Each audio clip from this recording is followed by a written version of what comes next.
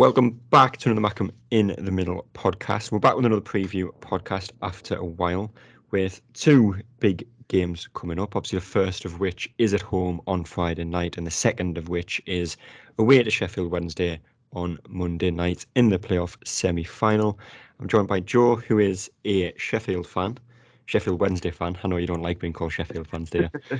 How are you getting on, mate?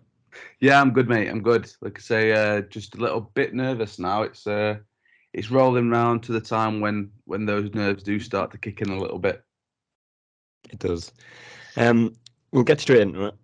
And I mean, hopefully clubs don't listen to this, because I know it does annoy a few people when you say this, but it is set to be the biggest playoff semi-final in League One in terms of attendance and probably in terms of size of club as well. You know, two massive clubs that have been ran horrendously, which has ended up being in League One. It is a massive game in every sense of the word. Yeah, it really is. I think it's one of those games that, I think from an EFL's perspective, they'd probably have preferred it to be the final, to be honest. Yeah. If they could choose. But, both teams were here for a reason. I think that there's a lot of talk in there when it comes to Sunderland on Wednesday saying, you don't deserve to be League One, all that kind of stuff. But I mean, we do. Yeah. We've not ended up here by mistake. The things have happened over the last few years that have led to us being in this situation.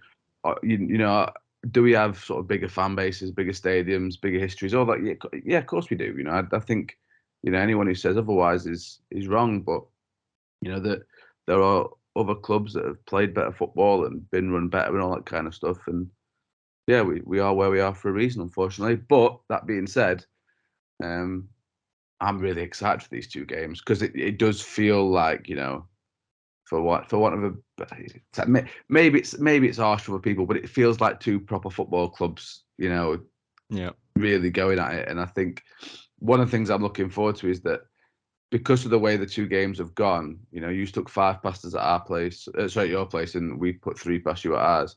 It does feel like, it's two football teams who are going to want to have a go at each other. And I think that I'm sure you've experienced the same thing over the years you've been down in League One now. There's a lot of, I suppose, anti-football that happens when you go up against some of the teams in this division. Plenty. Absolutely plenty. I think Wycombe probably top that one. Yeah, they're good at what they do, though, aren't they? Can't fault them. Yeah. Yeah. There's a misconception, I suppose a stereotype. I don't know if it's just Sunderland, it might be Wednesday as well, that people seem to think we believe we shouldn't be in League One because of the fan base, but no one truly believes that. Like you say, we're here for a reason. Other teams play the football to get out of the league, but people seem to just get frustrated when you talk about how big the two clubs are. Yeah, I do. Look, I think it would be naive to say that there aren't people that are a little bit what's the word I'm looking for? A little bit disrespectful. I think I do think there are fans there, and I'm sure this is Wednesday fans. I'm sure Sunderland have got them as well. Where maybe yours have changed a little bit now because you've been down in League One a couple of years, but the word are some Wednesdayites that just seem to think we'll just roll people over.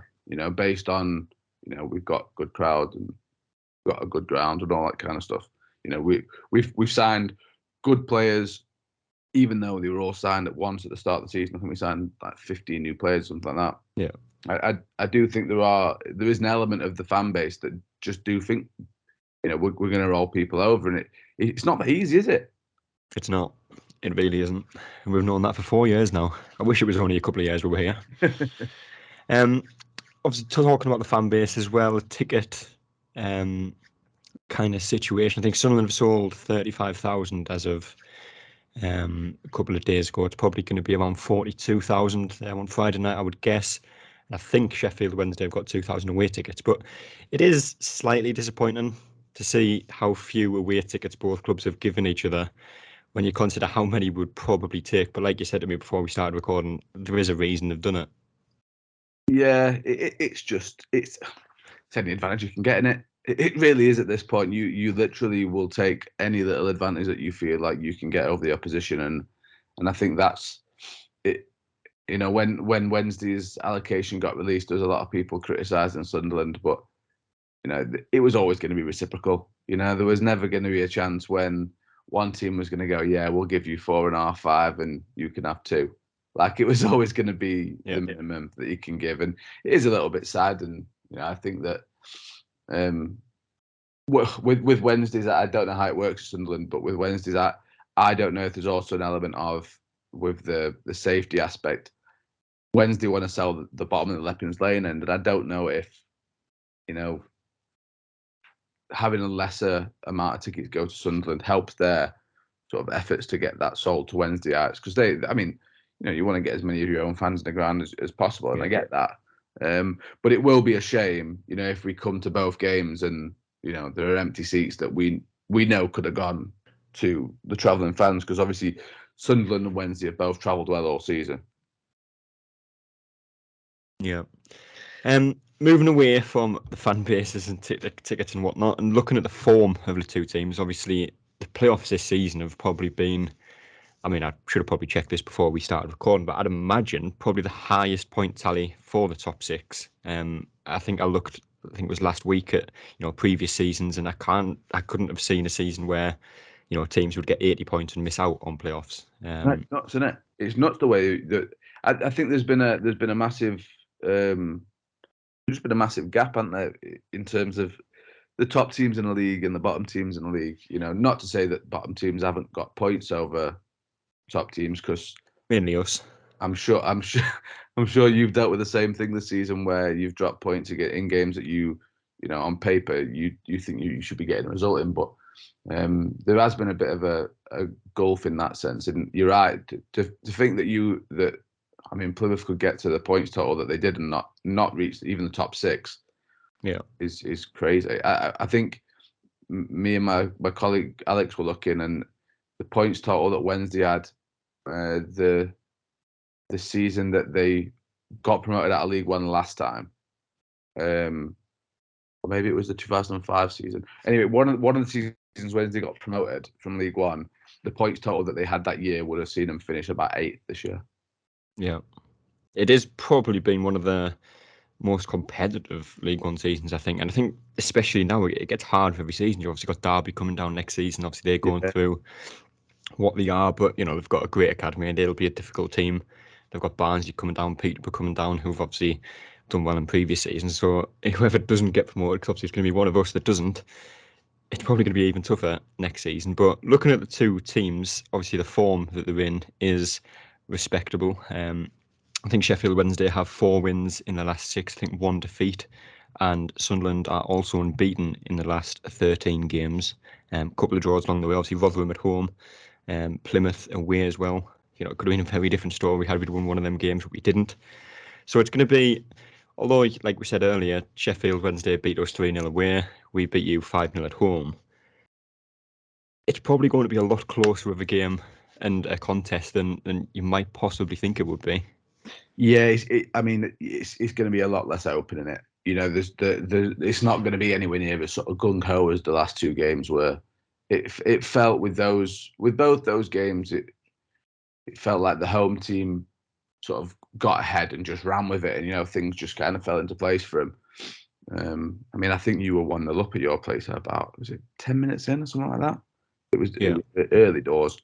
And I just think that it's going to be a lot more cagey this time around, which is understandable. You can't expect teams to just be sort of going balls to the wall in a game like this when so much is on the line. And I think it's going to be really interesting. And it's one of those that I think sometimes when you get to the playoffs, it's natural to look at the 2 games that the teams played against each other in the league. But I think in our case, it's pretty irrelevant, because you're a different team now to when we beat you, and we're a different team to when you beat us. And it feels like it's just kind of 2 past results that don't really have any kind of relevance now. Yeah. And obviously the way the teams will set up will be completely different as well, because you're not playing for points in these games. Yeah, there's that as well. And I think that it's for the old cliche, it's 3 cup finals now, isn't it, for anybody who wants to get promoted? Hopefully so. Obviously, just looking at some of the results and that Sunderland have had, and especially recently, we do score very late goals, and I'm sure it's something that you've noticed as well. Yeah, because every time we thought we were going to get a bit of a jump on you, we'd think, oh yeah, we might do. Oh no, never mind. They've scored in the 97th Yeah. minute. I think it was something like 8 games or something. There's a stat on Twitter. I should probably be able to find it somewhere. But I think we've picked up, I think it was 12 points since Alex Neil came in, with goals scored after the 82nd minute. Impressive that. So Impressive. it's not good for the heart rate, but it's good for the table. Well, I mean, we've got a not as bad as it has been, but we've given a lot of goals away and drawn a lot of games, lost a lot of games from winning positions. So that is one thing that Wednesday have had as a bit of an Achilles heel this season. Set pieces, they've been abysmal at set pieces. I think if you were look, it's obviously lots of ifs and buts and maybes, but if you were to take away the goals Wednesday have conceded at set pieces, I think they'd be top of the league. I think it's been that sort of prevalent this season. I think it's something like 19 goals from set pieces they've conceded. Jesus. So it's a lot. I don't think there's many teams in the league that have conceded more from set pieces than we have, and a lot of them have been kind of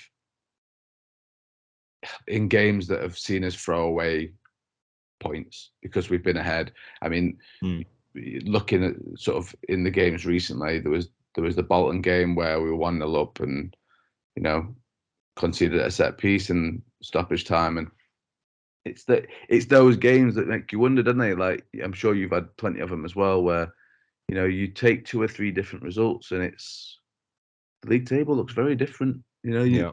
All of a sudden you're not looking at fourth, you're looking at going into the final day. I think especially at Sunderland, we look at, obviously there's so many games you can look at, and it's the same for every team in the league, really, where you say, well, if we won that game, it could have been different. But when we sacked Lee Johnson, we went, I think it was 2 games we played without a manager, in which I think it was Doncaster we got beat off, who were obviously bottom of the league at the time. And there was another team who were fairly close to the bottom that we got beat off. And if you pick up 6 points out of them games, well, we'd have been on level points with Rotherham by the end of the season. But like I say, it's all ifs and buts, and Rotherham could have said the same about a different game. No, For example, the game that they actually played against us, where it was an own goal that, well, technically cost them promotion on that night. Yeah. I just think it's one of those where I think in a league system, you're always where you're meant to be. It's that simple for me. You are exactly where you're meant to be, and Wigan and Rotherham have been promoted automatically because they are the best 2 teams in the league, and because they've won the most points. It's that simple. There's no sort of getting around that. Yeah. One player that I'll definitely be focusing on is Barry Bannan, who is very similar to Pritchard, I think, in more than one way. And they look very similar, I think. I don't know if that's just me. But he's been a very important player for Sheffield Wednesday all season. And it seems from a few people that I've been speaking to that if he plays well, Sheffield Wednesday tend to do well. Yeah. To be honest, he's been a bit of a cheat code in some games this season. He's a bit of a cut above. He's the sort of player that he shouldn't really be here, if we're honest. He's one of those guys that, and you got to give him massive credit. I remember speaking to Barry at the end of year awards last season after we'd just been relegated to League One. And I spoke to Barry and I said, look, mate, even if it's off the record, tell me, are you sticking around next season? And he said, I feel like I have played a role in this club getting relegated as club captain, and I am determined to put it right. So he was out of contract last season. He could quite easily have seen his contract out and gone, and I'm sure there would have been like not hundreds, but there would have been plenty of championship clubs waiting with a contract to say, "Come on, Barry, come strut your stuff at our place," and he didn't want to do it. He wanted to stick around and he wanted to play his part in trying to help Wednesday get back up again. And I think he deserves massive credit for that. And the way that he's played this season, look, it's been helped by the fact that Darren has decided to move him a little bit further forward again. For a long time, he sort of had to play as, I suppose, a bit of a pivot, and he was still brilliant. He was still a really key player, but he wasn't able to showcase what he's really capable as much. And then this season, Massimo Luongo got fit again. He was sort of put in that defensive midfielder role, and they just let Barry sort of roam free. And I think he's got 20, 21, 22 goals and assists this season. And like, I think you must be looking at 6 or 7 of them are belters as well. You know, I mean, obviously, I'm sure you've seen the one he scored against MK Dons.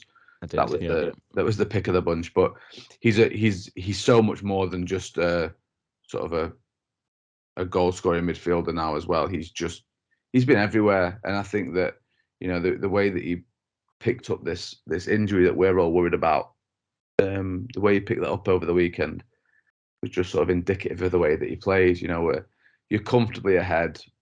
Plymouth are already getting hammered away, so you know your playoffs are sorted. There's nothing left to play for, and he's still bombing about, and you know he goes down with this injury that, you know, people are, like I say, we're all a little bit unsure on.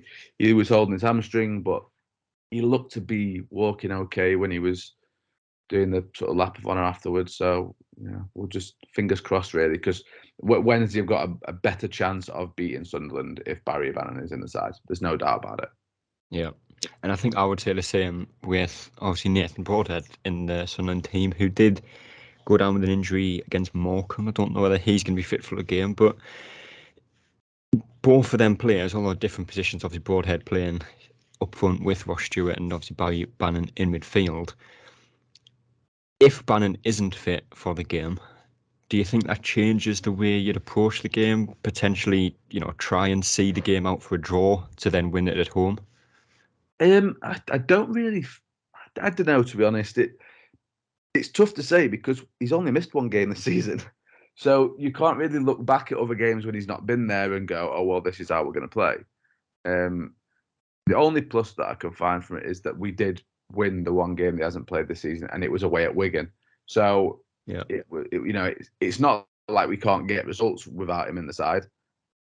We've technically got a 100% record without him this season, but he brings so much to the table. You know, he's the sort of player that can sort of make something out of nothing, and I don't think it'll change the way that we'll play completely, because I don't think that Darren is going to go for it, you know, completely gung-ho anyway. But I think it does, for me, Wednesday will create less chances with him not on the field. Yeah. It's been an interesting season altogether, realistically, for both teams. And, you know, as there always is, some very good results that you probably weren't expecting and some poor results that you weren't expecting as well. But is there, you know, certainly at Sunderland, obviously it's a 4th, looking like it could be a 5th season in League One. If we were to lose the playoffs this season, is there an expectation on Sheffield Wednesday to get out of the league this season, or is this a season where if you were to lose the semi-final or lose the final, where you'd look back on and think we have made progress? I think it depends on who you ask, if I'm honest. There's at the start of the season, the players, the manager never said it because that's not his style, but the players were gunning for top 2.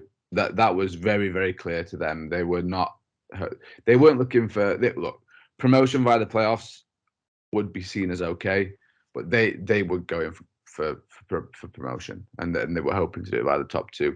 And I think a lot of the fans felt the same way.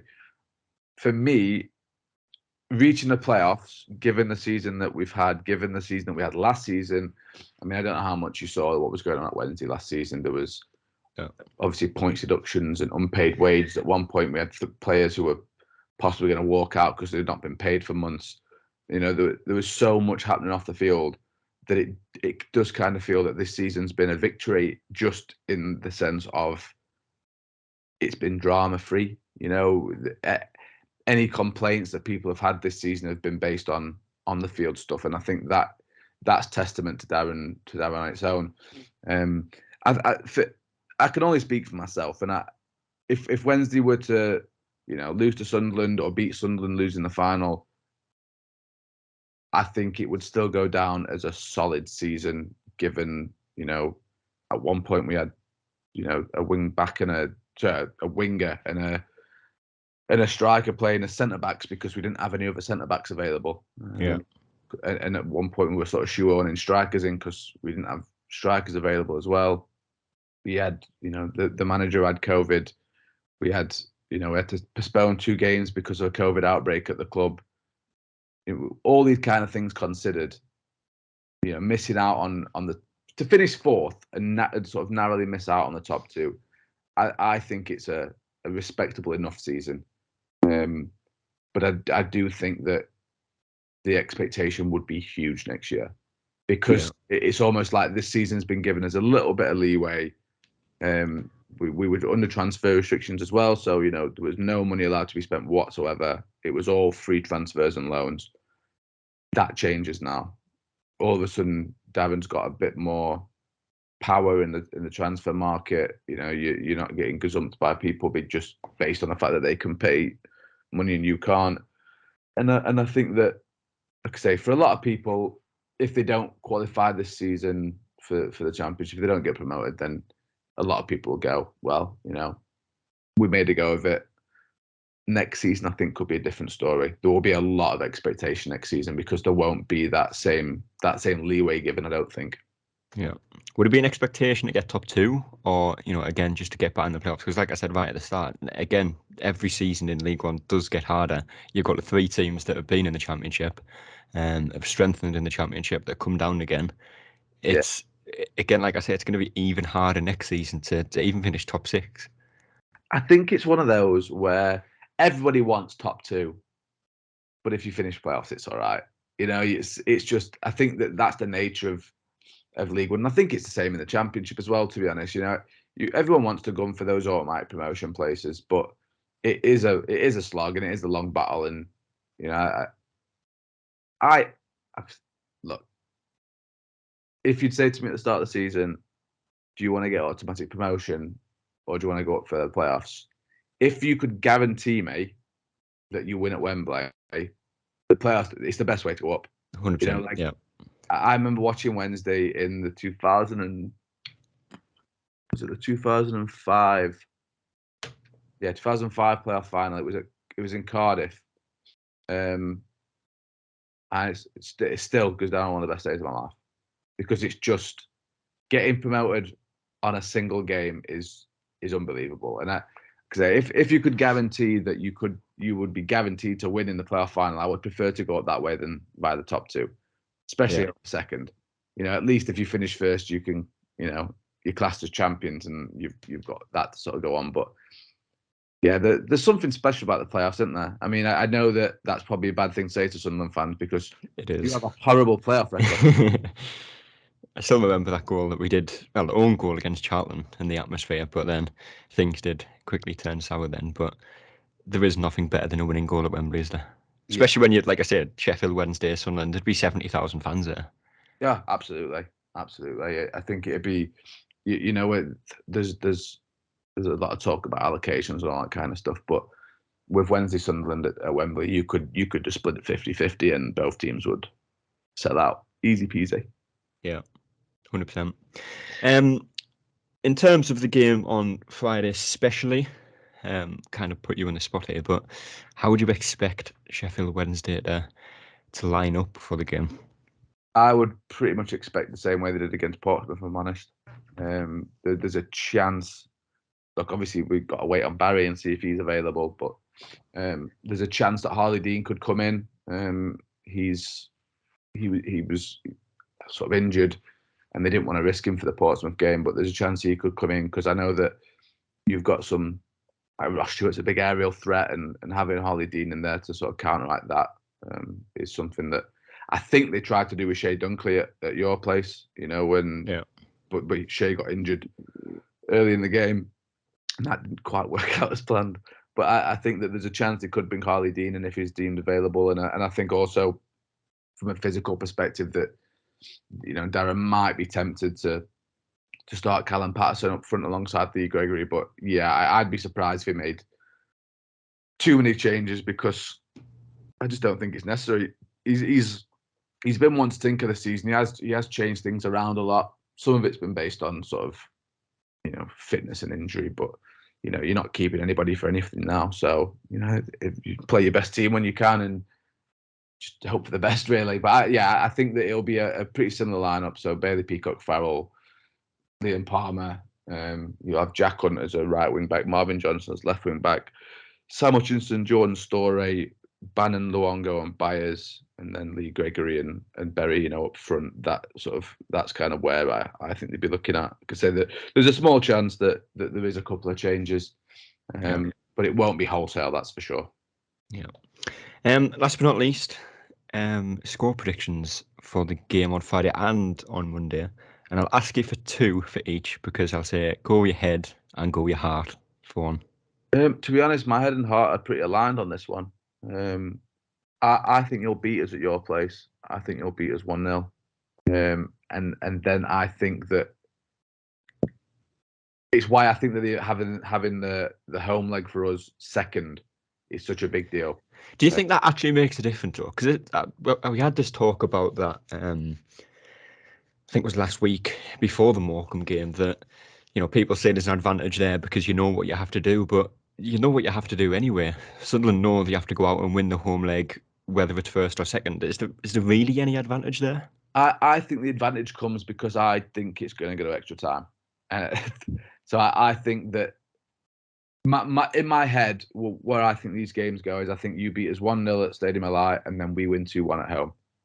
And then it goes to extra time. And I think that extra half an hour in front of your own fans, it can be that little bit of a boost, when the energy levels are sapping and stuff. I think that could sort of pull us through. And my gut feel, and I don't know why I don't usually get so specific with match predictions, but I've got a feeling that we win this game, sort of this tie, 3-2 overall, and that the winning goal comes in extra time. I really hope it's not as tight as that. Yeah, neither do I. But that's just kind of where my head's at, to be honest. And yourself, what are you thinking? I mean, I'd take a 5-0 at home and a 3-0 away personally again. That would do me. But like I said at the start, I think it's going to be completely different games to the 2 league games, and I think it'll probably be. To be honest, over the 2 legs, I don't see there being any more than 2 goals. I'd probably say a 1-1 over the 2 legs. To be honest, 1-0 at home, win, 1-0 loss away, maybe. Yeah. But my heart's going to say we're going to win 1-0 at home and draw 1-1 away. That's where I think I'm going to go with that one. But I'd take that. But let's say Sheffield Wednesday get through to the final. God forbid, hope that doesn't happen. Is there any team that you'd prefer to face out of MK Dons or Wickham? Obviously, MK Dons are a probably better footballing team. Wickham are a frustrating team to play against because of the way and style that they have. Is there any preference there as to who you'd rather play in the final if you got there? Not really. Look, we beat MK Dons twice this season, and the second game we beat them, we won 3-2. The one when Bannan scored that screamer. That was one of the best games of football I've seen all season. It was just 2 football teams really going at each other. It was a sort of a proper ding dong battle, and you would think that because we beat them twice this season that you'd quite want to play them, but they're a much better football inside than Wickham are. I think the thing is with Wickham, when you play them at their place, it is an absolute nightmare. Like they are so good at what they do. To get a result at Wickham, I don't know how many teams have gone there and gotten anything out of them, to be honest, because it's just such a difficult place to go. I think if you put them on a Wembley pitch, I would back us because of the space available. I don't think you can you can't scramble as much. You don't have. I think the way I put it in the podcast we did last week, and I was quite happy with the way I put it, to be honest. I said it for Sunderland, but I think it probably fits Wednesday as well. Both teams can probably out-football any team in the division, but you can't out-Wickham. Yeah, especially not at their place. And I was really glad that we didn't get him over 2 legs, because I think over 2 legs they'd have beat us. Yeah. Do you know what I mean? Like, I think if we'd played them in the semis, I think they would have beat us, personally. I think we've got a better chance of beating Wickham in a final than we have of beating them in the semis. So I was really glad we didn't get him. Yeah. I think that was the same for us as well. But anyway, that is all the time we have for today. Appreciate you joining me, Joe. It's a pleasure. We'll be back to talk about the game on Friday, on Saturday, and of course to talk about the second leg on Tuesday as well. So keep an eye out for that. But until then, we will see you later. That's all, folks.